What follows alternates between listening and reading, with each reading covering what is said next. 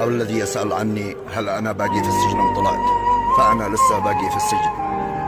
فسوف أتكلم اليوم عن مستجدات القضية بعد عناء طويل وظلم وقهر من يوم السلام عليكم ورحمة الله تعالى وبركاته، أحبائي وأصدقائي والمتابعين والمشاركين.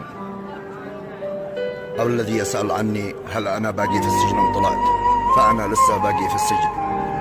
فسوف أتكلم اليوم عن مستجدات القضية بعد عناء طويل وظلم وقهر من يوم ما احتكمت بالبراءة من 7/4 إلى اليوم، وبعد أن استأنفوا أخواني وصل الملف الاستئناف، واليوم عقدت أول جلسة وأجلت الجلسة إلى حين آخر بسبب أخواني لم يحضروا الجلسة.